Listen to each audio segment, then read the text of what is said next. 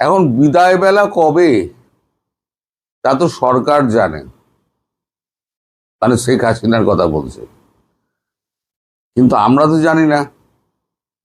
কিন্তু সাংসদদের মধ্যে যে আপার সঙ্গে দেখা করার জন্য এত হুড়োহুড়ি লেগেছে, তাতে আমার মনে কিঞ্চিত কিঞ্চিত সন্দেহ দেখা দিচ্ছে। সময় কি এগিয়ে এসছে? নালে আজকে সংসদের প্রশ্নোত্তর পর্ব শুরু হওয়ার আগে সকালবেলা একই গাড়িতে অমিত শাহ এবং রাহুল গান্ধী দুজনেই গেলেন আপনাদের প্রধানমন্ত্রীর সঙ্গে দেখা করতে। রাহুল গান্ধী এর আগে তো বহুবার গেছেন, সেটা আপনাদের আমি বলেছি, কিন্তু অমিত শাহ এই প্রথম। স্বরাষ্ট্রমন্ত্রী অমিত শাহ এর আগে কখনো শেখ হাসিনার সঙ্গে গিয়ে দেখা করেননি। আজকে দুজনে দুটো ফুলের তোড়া নিয়ে গিয়ে দেখা করেন। তারপরে কি কথাবার্তা হয়েছে সে তো আর আমরা জানি না। তো তারপর তারা ফিরে এসেছেন এবং প্রশ্নোত্তর পর্বে আমার যোগ দিয়েছেন। এই অমিত শাহ, মোদি এদের সঙ্গে রাহুল গান্ধীর সংসদের ভেতরে হচ্ছে অহিনকুল সম্পর্ক। সংসদের ভেতরে বিতর্কের সময় একে অপরকে ধুনে নেন, কিন্তু সংসদের বাইরে তাদের সঙ্গে সব সময় বন্ধুত্বপূর্ণ সম্পর্ক। বন্ধুত্বপূর্ণ সম্পর্ক কেমন আমি তা আপনাদের একটুখানি বোঝাচ্ছি। এবং তার সঙ্গে এই আমাদের ভারতবর্ষের বিখ্যাত হার্ট সার্জন ডক্টর দেবী শেঠি, তিনি বা আজকে তড়িঘড়ি ব্যাঙ্গালোর থেকে কেন্দ্র তাকে উড়িয়ে আনছে কেন? শেখ হাসিনাকে কাছে উড়িয়ে আনছেন কেন? শেখ হাসিনা বহাল তবি আছে, তবিয়তে, খুব সুস্থ শরীর, তাহলে হঠাৎ দেবী শেঠি কেন? আমি দেবী শেঠির প্রসঙ্গে আমি পরে আসছি। রাহুল গান্ধীর কাণ্ড কারখানা আপনি যদি সংসদের ভেতরে দেখেন, হাসির রোল উঠে যাবে। সরকার প্রতি অনাস্থা প্রস্তাব এনে একেবারে মোদিকে ধুনে দেওয়ার পর একেবারে উঠে গিয়ে চেয়ার, মানে বেঞ্চ থেকে উঠে গিয়ে সোজা মোদিকে জড়িয়ে ধরলেন। অপ্রত্যাশিতভাবে মোদিও খুব অবাক হয়ে গিয়েছেন।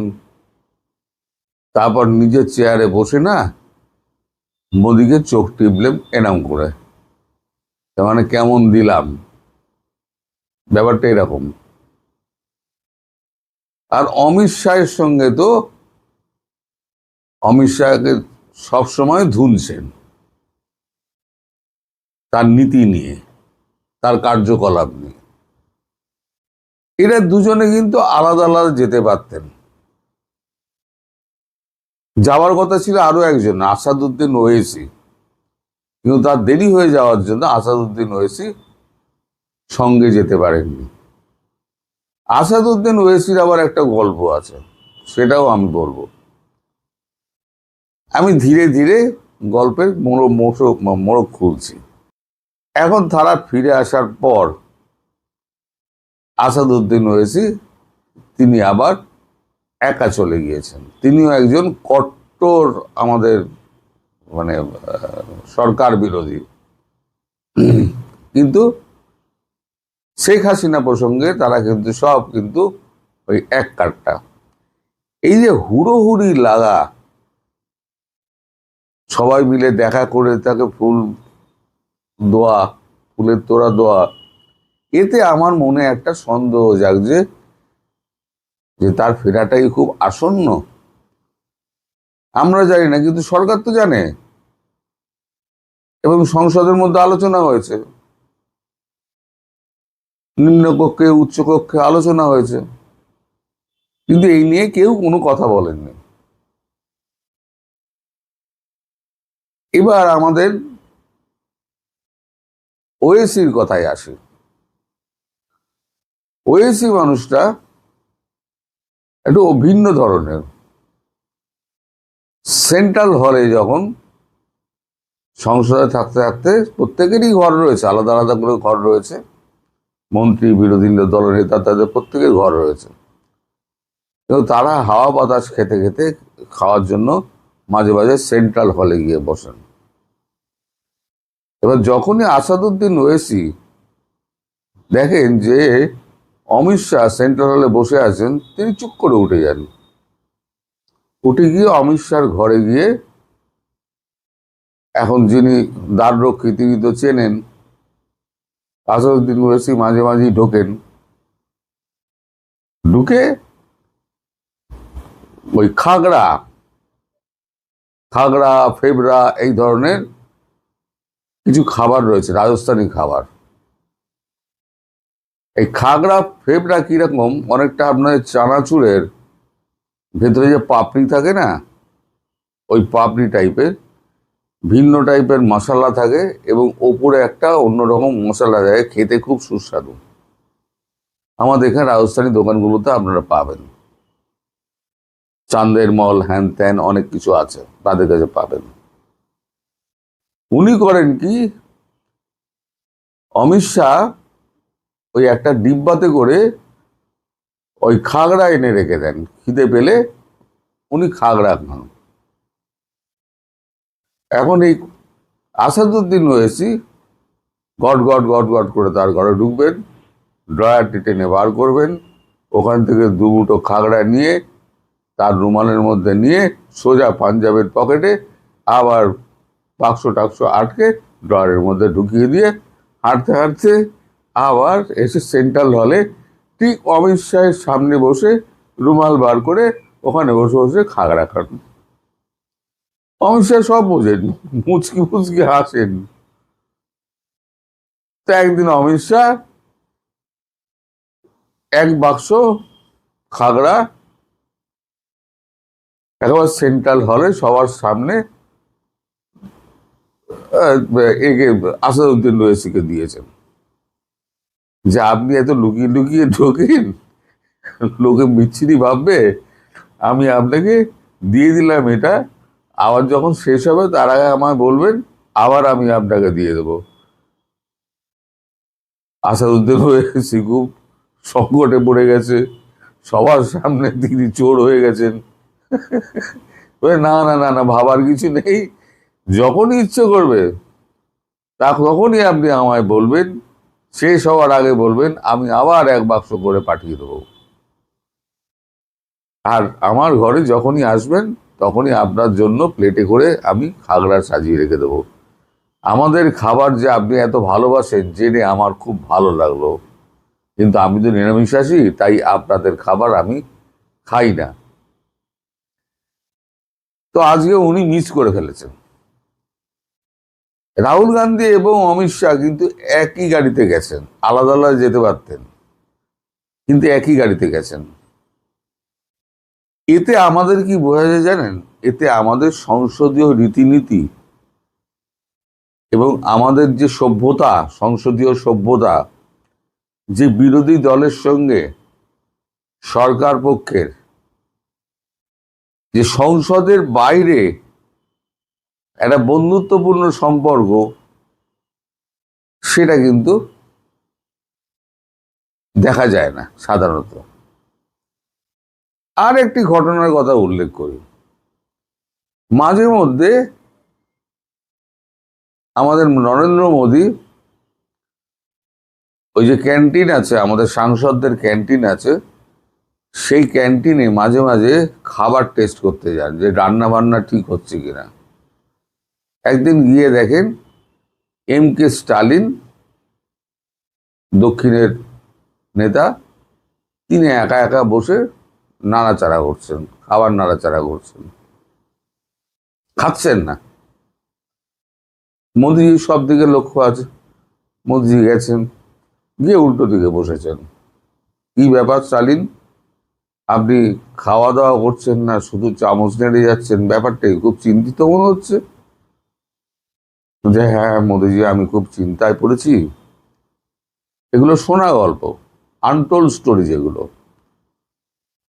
এই স্টোরিগুলো বিভিন্নভাবে আমাদের কাছে আসে এবং আমরা নিজেরাও কিছু প্রত্যক্ষ করেছি। যখন আমরা সংসদ কভার করেছি তখন আমরাও দেখেছি, কিন্তু এই ঘটনাটা আমার চোখে দেখা না, এটা শোনা।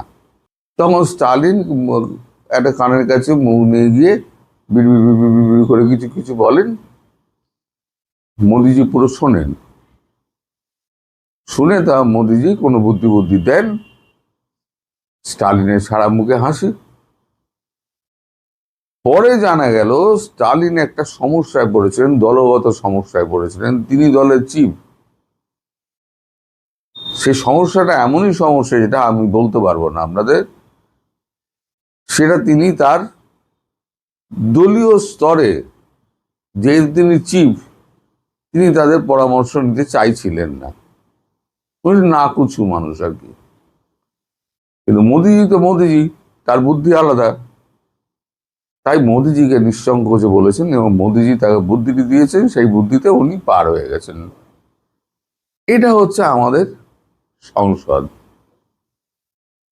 এটা গেল একটা গল্প। এবার আসি দেবী শেঠির কথায়। দেবী শেঠি হচ্ছেন, ডক্টর দেবী শেঠি হচ্ছেন বিখ্যাত হার্ট স্পেশালিস্ট এবং ভারতবর্ষের 1 নম্বর হার্ট স্পেশালিস্ট। তিনি আজ পর্যন্ত যত অপারেশন করেছেন 100% সাকসেসফুল, এবং এই যত অপারেশন করে তার মধ্যে 40% হচ্ছে শিশু, নবজাতক থেকে 5-7 বছর অবধি তাদের শিশু, তাদের একদম ছোট্ট হার্ট, একটা এপাশ ওপাশ হয়ে গেলে মৃত্যু অবধারিত। অবলীলা ক্রমে তিনি সেই হার্ট অপারেশন করে তিনি তাদেরকে সুস্থ জীবনে ফিরিয়ে দেন। এরকম অনেক উদাহরণ রয়েছে, আমি তার পরিচয়ের একটু আপনাদের দিয়ে দিচ্ছি, আপনারা দেখে নিন। এখন কথা হচ্ছে যে শেখ হাসিনা তো সুস্থ, সম্পূর্ণভাবে সুস্থ, তার দেখভালের জন্য আমাদের এখানে AI all India institute of medical সায়েন্সের 2জন রেসিডেন্ট ডক্টর আছেন, 6জন নার্স আছে, তারপর তার তো কাজের লোক টোক তো প্রচুর রয়েছে, মোটামুটি গোটা 30-32 মতো লোক রয়েছে, সব মিলে। প্রহরী আলাদা, সেনা টেনা আলাদা। এখন এইটা একটা প্রশ্নের মুখে ফেলে দিয়েছে যে হঠাৎ দেবী শেঠিকে ব্যাঙ্গালোর থেকে উড়িয়ে আনা হচ্ছে কেন। আজকেই দেবী শেঠি এসে পৌঁছাবেন বিকেলের দিকে, ওনার কতগুলো অপারেশন আছে, অপারেশনগুলো সেরে উনি স্পেশাল ফ্লাইটে, ওনার নিজস্ব একটা ফ্লাইট রয়েছে, স্পেশাল ফ্লাইটে উনি সোজা দিল্লি নামবেন। এখন ঘটনা যেরকম দাঁড়াচ্ছে আর নেতাদেরই হুড়োহুড়ি করে আসা এবং দেবী শেঠির আশা নিয়ে একটা জিজ্ঞাসা চিহ্ন, সেটা নিয়ে কিন্তু আমার মনে হচ্ছে যে প্রধানমন্ত্রী শেখ হাসিনা দেশে ফেরার আগে তার স্বাস্থ্য সম্পূর্ণ সুস্থ আছে কিনা সেটা পরীক্ষা করে একেবারে নিশ্চিত হয়ে ভারতবর্ষ তাকে ছাড়বেন, অন্তত নরেন্দ্র মোদী। আমার মনে হয়, এটা আমার মনে হয় যে সেই জন্যই বিশেষজ্ঞ হার্ট স্পেশালিস্ট দেবী শেঠিকে ডেকে পাঠানো হয়েছে। তিনি এসে আদ্যপান্ত পরীক্ষা টরীক্ষা করবেন, করে তার মতামতটা জানাবেন। এখন প্রধানমন্ত্রী শেখ হাসিনাকে জানালে তো মুশকিল, তাই বলে দেওয়া হয়েছে যে আপনার কাছে একজন চিকিৎসক পাঠানো হবে আপনার শরীর পরীক্ষার জন্য, রুটিন যা হয়।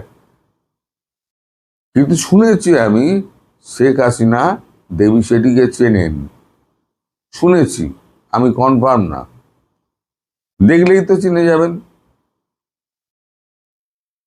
তখন এই ঝাড়টা খাবে কে জানেন তো? ঝাড়টা খাবে অজিত দোভাল।